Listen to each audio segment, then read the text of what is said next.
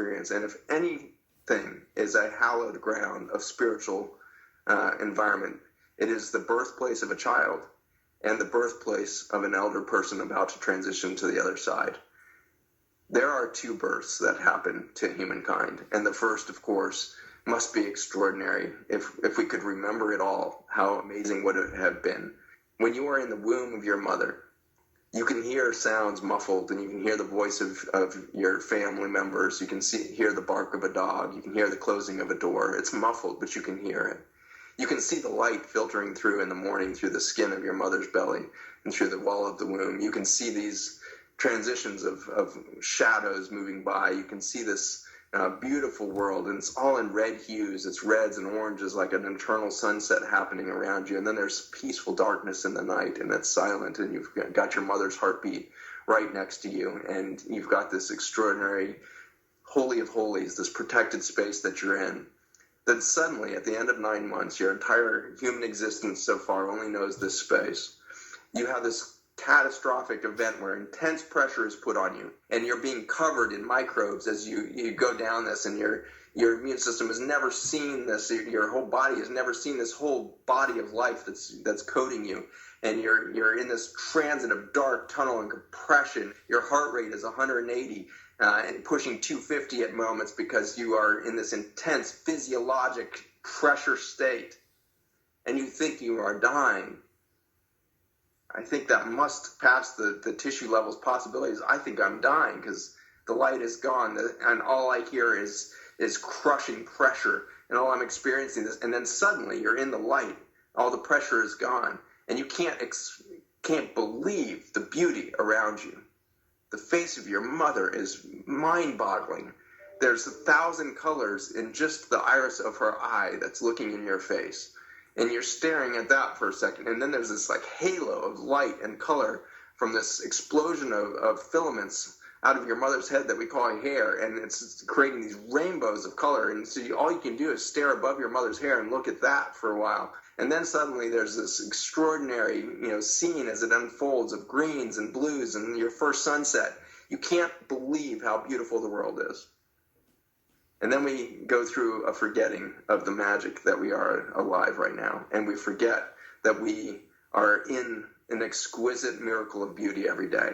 And we are dumbed down to an existence of drywall box with no microbiome diversity into an off-gassing plastic car that off-gasses cyanide and micro toxins into the environment. And we show up in an office building in carpeted cubicles that off-gas carcinogens all day long, and then we go to a grocery store and pick up a bunch of food that was treated with carcinogens before it was harvested, and then we go home and we sit around blue light devices that reset our and screw up our circadian rhythms, and we get depressed and we get disconnected, and then we go through this extraordinary event, and suddenly there's darkness in an ICU, and your eyesight is failing, and you're starting to see things through the glass darkly again, and you see shadows, and you see this, and there's an intense sense of pressure as your body starts to collapse in on itself. You can't breathe, your heart rate's failing, everything's starting to go, and then you go into this dark tunnel.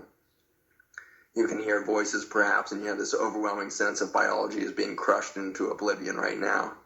And then you come out the other side, and it's more beautiful and more bright than you could have ever imagined. And then suddenly that doctor resuscitates you and pulls you back into the body. And you tell that doctor, it's so much prettier on the other side. I'm ready to go. I'm ready to rebirth. I just found out that I'm fully accepted on the other side. I'm a beautiful creature of light energy, and I am excited to be there. The danger that we have right now is not a virus. The danger that we have right now is that we have sterilized ourselves from death. We have created sterility around the death moment, which is ultimately our reason we're here. We are here for a transformative experience where we find out we are not biologic, we are spiritual beings. We are light beings. We are spiritual beings trapped in a biologic shell for a moment. And we have learned to fear all of that. And for that, we are missing the beauty of life. We are missing the beauty of the face of our lovers, of the face of our children. We are missing the beauty of one another. And we are letting each other die alone out of fear of some genetic material that floats through the air and has since the beginning of time. We have the wrong story going on. And it is not a conspiracy theory. It is not some government laboratory. It is the human emotion of fear. And we are afraid of our own death, which is our rebirth. We need to reorient ourselves to life. We need to put into line not just our medical system. We need to put into line our manufacturing and consumer goods industries. We need to put into line our energy and transportation industries in line with biology. It has shown us how to produce energy cleanly. It has shown us how energy is produced at the cellular level. We could do that. We could put all of it back in line. And first and foremost, we need to celebrate life and stop fearing death. And we will act much differently towards each other. We don't need a revolution. We need an evolution. We need to evolve past our fear. And we need to find love. And love is not a thing. It's not something to be grabbed. It is an experience. And I believe it is, through the wisdom of one of my deep friends, Patrick Gentempo, gave me this extraordinary gift last year. Love is not the fabric of everything. The fabric of everything is beauty. And our reaction to seeing the beauty is love. If you feel unloved, if you feel like you don't know what it means to love yourself or your loved one who is dying right now, then stop trying to generate the human emotion of love and start witnessing the beauty, and then you will experience the love.